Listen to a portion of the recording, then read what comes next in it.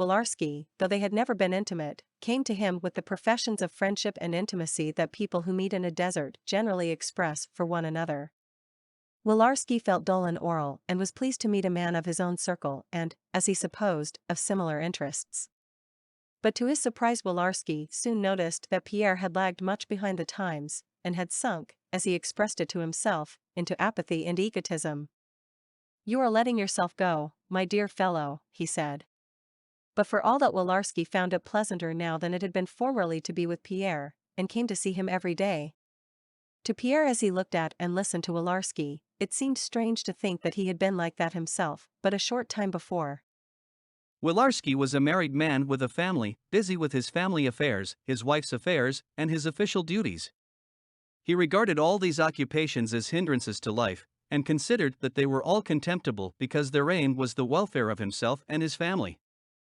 Military, administrative, political, and Masonic interests continually absorbed his attention. And Pierre, without trying to change the other's views and without condemning him, but with the quiet, joyful, and amused smile now habitual to him, was interested in this strange though very familiar phenomenon. There was a new feature in Pierre's relations with Willarski, with the princess, with the doctor, and with all the people he now met, which gained for him the general goodwill. This was his acknowledgement of the impossibility of changing a man's convictions by words, and his recognition of the possibility of everyone thinking, feeling, and seeing things each from his own point of view. This legitimate peculiarity of each individual, which used to excite and irritate Pierre, now became a basis of the sympathy he felt for, and the interest he took in, other people. The difference, and sometimes complete contradiction, between men's opinions and their lives, and between one man and another, pleased him and drew from him an amused and gentle smile. In practical matters, Pierre unexpectedly felt within himself a center of gravity he had previously lacked. Formerly all pecuniary questions, especially requests for money to which, as an extremely wealthy man, he was very exposed, produced in him a state of hopeless agitation and perplexity. To give or not to give, he had asked himself. I have it and he needs it. But someone else needs it still more. Who needs it most? And perhaps they are both impostors.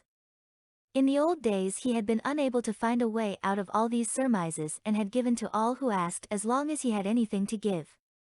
Formerly he had been in a similar state of perplexity with regard to every question concerning his property, when one person advised one thing and another something else. Now to his surprise he found that he no longer felt either doubt or perplexity about these questions. There was now within him a judge who by some rule unknown to him decided what should or should not be done. He was as indifferent as heretofore to money matters, but now he felt certain of what ought and what ought not to be done. The first time he had recourse to his new judge was when a French prisoner, a colonel, came to him and, after talking a great deal about his exploits, concluded by making what amounted to a demand that Pierre should give him 4,000 francs to send to his wife and children. Pierre refused without the least difficulty or effort, and was afterwards surprised how simple and easy had been what used to appear so insurmountably difficult. At the same time that he refused the colonel's demand, he made up his mind that he must have recourse to artifice when leaving Orel, to induce the Italian officer to accept some money of which he was evidently in need. A further proof to Pierre of his own more settled outlook on practical matters was furnished by his decision with regard to his wife's debts and to the rebuilding of his houses in and near Moscow. His head steward came to him at Orel and Pierre reckoned up with him his diminished income. The burning of Moscow had cost him, according to the head steward's calculation, about 2 million rubles.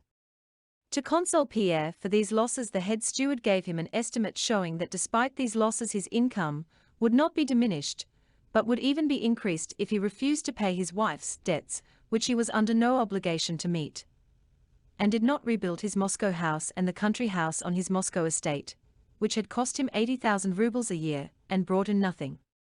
Yes, of course that's true, said Pierre with a cheerful smile. I don't need all that at all. By being ruined I have become much richer. But in January Savlich came from Moscow and gave him an account of the state of things there, and spoke of the estimate an architect had made of the cost of rebuilding the town and country houses, speaking of this as of a settled matter. About the same time he received letters from Prince Vasili and other Petersburg acquaintances speaking of his wife's debts. And Pierre decided that the steward's proposals, which had so pleased him, were wrong, and that he must go to Petersburg and settle his wife's affairs, and must rebuild in Moscow. Why this was necessary he did not know, but he knew for certain that it was necessary. His income would be reduced by 3/4, but he felt it must be done. Willarski was going to Moscow and they agreed to travel together. During the whole time of his convalescence in Orel, Pierre had experienced a feeling of joy, freedom, and life, but when during his journey he found himself in the open world and saw hundreds of new faces, that feeling was intensified. Throughout his journey he felt like a schoolboy on holiday. Everyone, the stagecoach driver, the post-house overseers, the peasants on the roads and in the villages, had a new significance for him. The presence and remarks of Willarski, who continually deplored the ignorance and poverty of Russia and its backwardness compared with Europe, only heightened Pierre's pleasure. Where Willarski saw deadness, Pierre saw an extraordinary strength and vitality, the strength which in that vast space amid the snows maintained the life of this original, peculiar, and unique people. He did not contradict Willarski and even seemed to agree with him, an apparent agreement being the simplest way to avoid discussions that could lead to nothing, and he smiled joyfully as he listened to him.